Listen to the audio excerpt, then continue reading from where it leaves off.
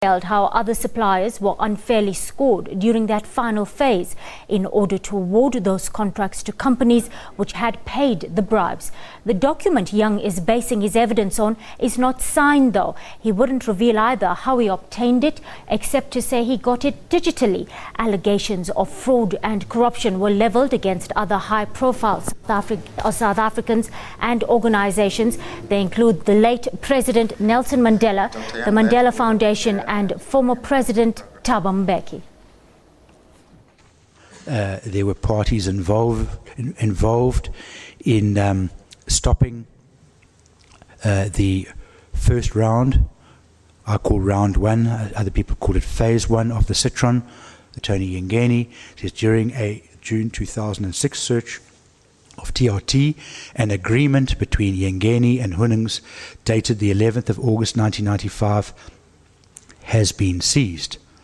According to that document, Yengeni was promised a commission of 2.5 million Deutschmarks. Well, arms deal whistleblower and bidder Richard Young is still giving evidence at the SABC Commission of Inquiry. And Njanji Chauke is on that developing story for us, and we're live to him now at the Commission in Centurion, Pretoria. Good afternoon, Njanji, and thank you for your time on the SABC News Desk. Good afternoon. Njanji, the credibility and reliability of the evidence Young has submitted up to now really coming into question today.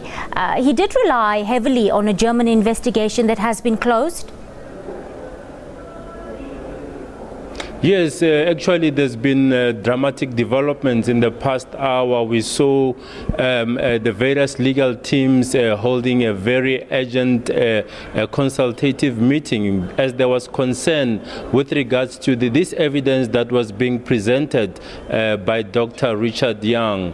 This comes after lawyers for government as well as the Department of Defense raised concerns that this document that Richard Young is relying on has since been repudiated, or it's a document that has been discredited.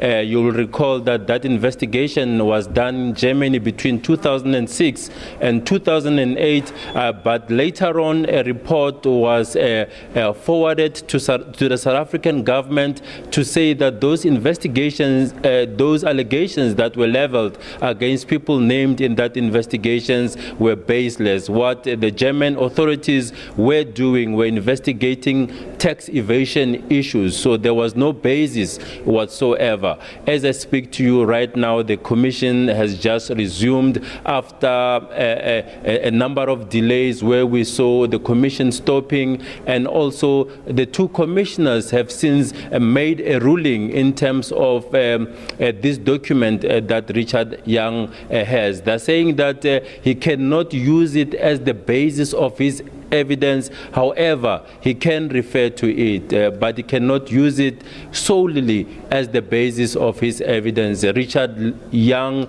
looking very unhappy with that court ruling that has been made by the two commissioners. It's unclear at this stage if he will still proceed as one of the witnesses or if he's going to stage a walkout. We should be able to give those details to you in the next few minutes. Njanji, it does sound as though Young at this point is questioning Cabinet's role in the arms deal, saying that final decision, and I quote, strangely being made by Cabinet and not the Arms Corps board, unquote. But has he presented any solid proof to back this up until now?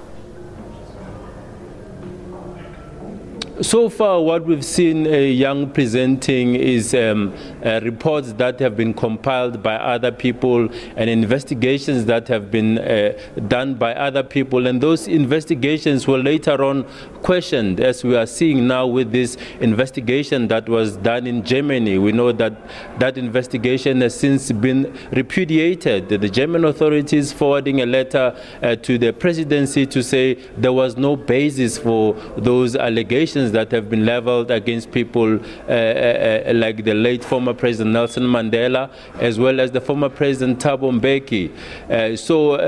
Going forward, some of the people that are here saying that Richard Young benefited a lot, millions of rands from those deals that he got from Armscor over the years. Even in his own statement, he says it himself that between 1992 and 1999, his company was awarded a number of contracts. Some of the witnesses here are saying that Richard Young is behaving like a spoiled brat, someone who enjoyed the protection of apartheid, because during apartheid, South Africa, there was an arms embargo against South Africa. So what happened is that local arms suppliers enjoyed that protection, in the sense that Armscor could only source locally.